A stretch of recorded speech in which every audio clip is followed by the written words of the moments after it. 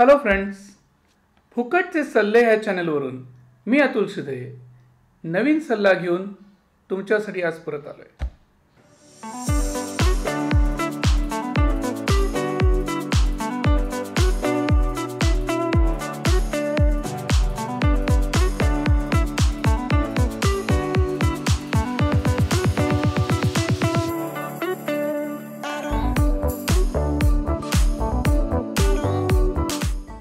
मागच्या एपिसोडमध्ये जसं मी सांगितलं होतं की फोटोग्राफीचे बरेच प्रकार असतात.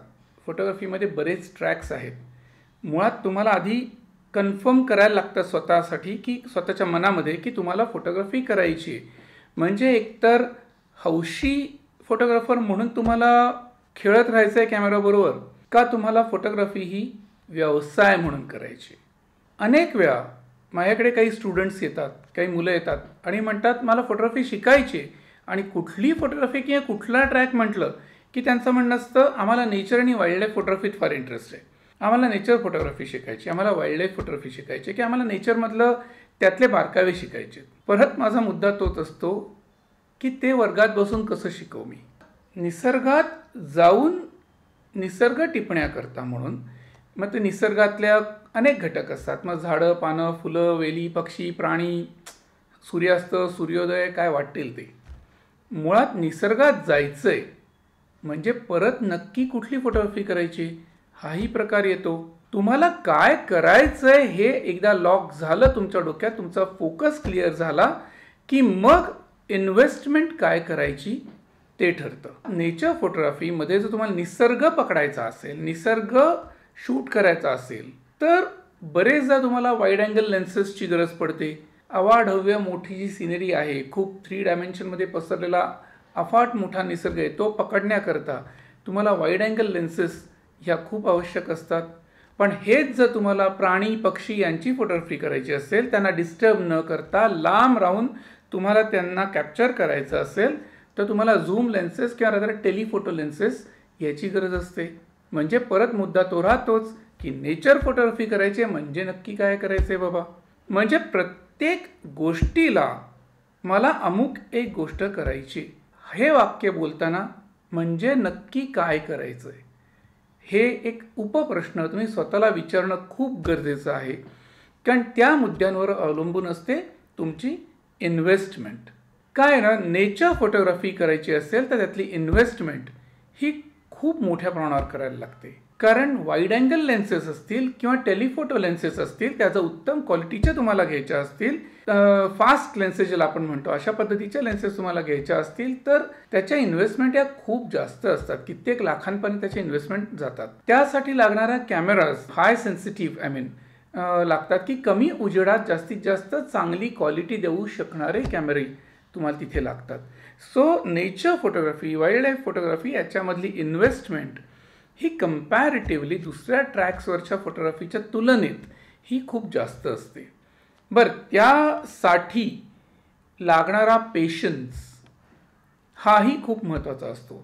त्यात पुढले आता ठीक आहे, इन्व्हेस्टमेंट तुम्ही घेतली, कॅमेरा घेतला, लेन्सेस घेतलं, इथे तुमची इन्व्हेस्टमेंट थांबत नाही.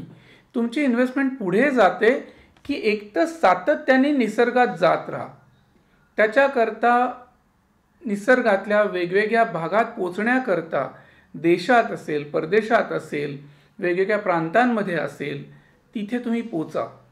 की मग राजस्थानातलं वाळवंट असेल, नाहीतर एखादा समुद्रकिनारा असेल, नाहीतर एखादं घनदाट जंगल असेल किंवा वाईल्ड लाईफ सेंच्युरीज असतील, अभयारण्य वगैरे, जे काही तुम्हाला शूट करायचं आहे त्याच्याकरता तिथे पोचा. त्याच्याकरता वेळ घालवा, पैसा घालवा, त्यासाठी तिथे जा, तिथे काही दिवस मुक्काम ठोका. त्यासाठी येणारे खर्च हे वेगळे असतात. एवढं करून परत तुम्हाला पेशन्स लागतो.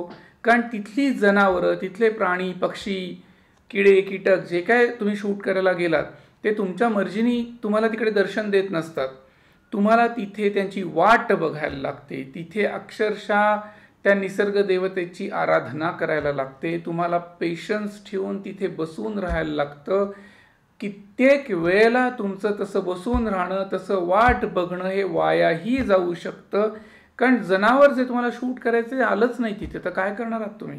त्यासाठी म्हणजे थोडक्यात काय ह्या क्षेत्राकरता लागणारी आर्थिक इन्व्हेस्टमेंट आणि मानसिक इन्व्हेस्टमेंट म्हणजे पेशन्स हा खूप मोठ्या प्रमाणावर असतो.